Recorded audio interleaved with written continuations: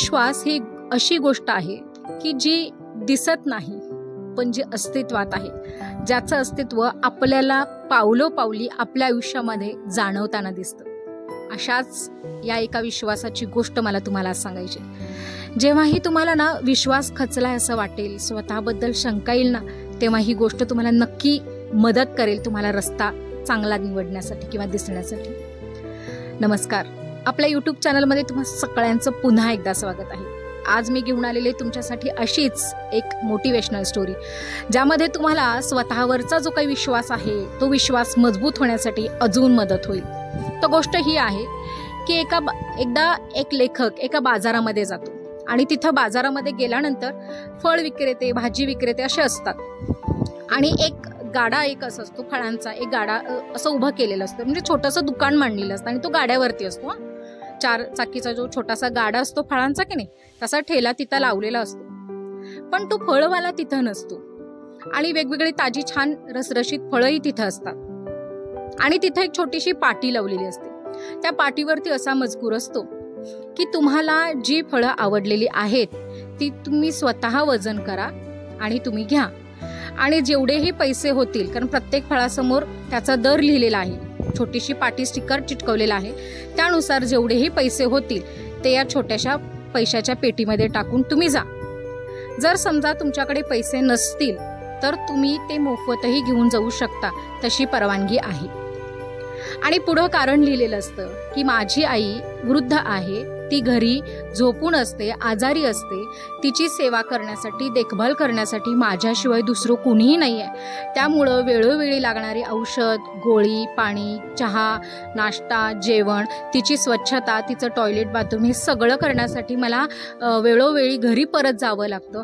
त्यामुळं मी या दुकानावरती जेव्हाही नसेन तेव्हा तुम्ही हवी ती फळं घेऊन जो काही हिशोब होईल तो या ठिकाणी या पेटीमध्ये ठेवून तुम्ही जा, असं या ठिकाणी लिहिलेलं असतं. लेखकाला वाचल्यानंतर आश्चर्य वाटतं, थोडीशी किवही येते आणि तो काही फळं तिथून घेतो आणि जेवढे काही पैसे होतात ते त्या पेटीमध्ये घालण्यासाठी तो त्या पेटी उघडतो आणि बघतो तर त्याच्यामध्ये काही पैसेही काही लोकांनी टाकलेले असतात बरं का. 100, 20च्या नोटा, अशा 50च्या नोटा वगैरे त्यामध्ये असतात.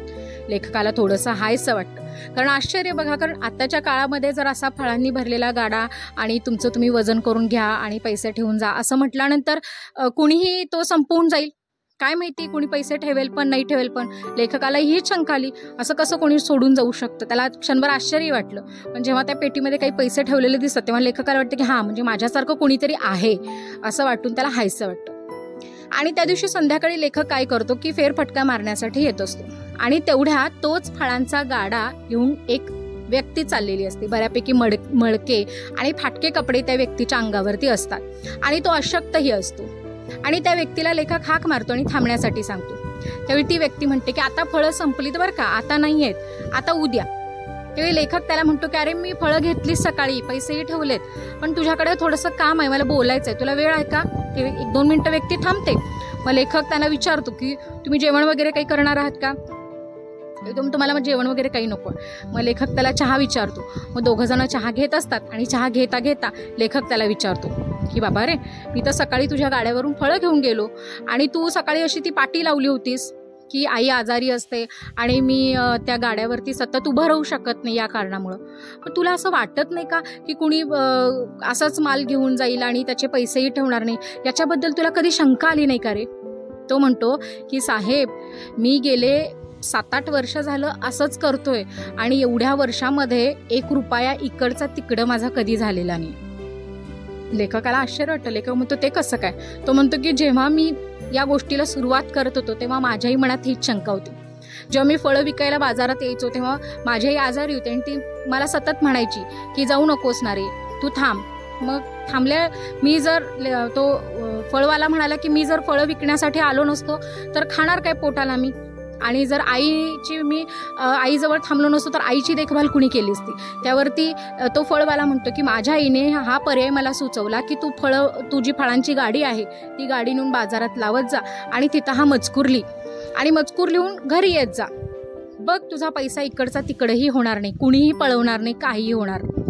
आणि लेखकाला म्हणतो, तो फळवाला म्हणतो, अहो मलाही इतके चांगले अनुभव आले याबद्दल की जेव्हा मी सुरुवात केली तेव्हा इकडचा तिकडं तो रुपया झाला नाही. शिवाय छोट्या छोट्या मुलांनी आईसाठी फुलंही म्हणजे ते फुलंही काही ठेवून जायचे. इतकंच काय तर तुमच्यासारखे काही सज्जन लोक होते, ते दया येऊन जास्त पैसेही ठेवून जायचे. नव्हे तर काही डॉक्टर्सनी आपले नंबरसुद्धा त्या पेटीमध्ये ठेवलेले होते आणि चिठ्ठीसुद्धा सोडली होती की आईची जर जास्तच तब्येत बिघडली तर या नंबरवरती संपर्क साधा म्हणून. मग मला सांगा की माझा पैसा इकडचा तिकडं व्हायचा तर सोडाच, पण उलट मला जास्त कमाई होत होते. फक्त काय की विश्वास की काही होणार नाही. कारण मी जर कुणाला फसवत नसेन तर माझी फसवणूक होणंसुद्धा शक्य नाही आहे. त्यामुळे मला असं वाटतं की तुम्हाला ही गोष्ट आवडली असेल तर नक्की चॅनलला सबस्क्राईब करा. अशाच नवनवीन गोष्टींना घेऊन मी पुन्हा येईन. तोपर्यंत काळजी घ्या स्वतःची. धन्यवाद.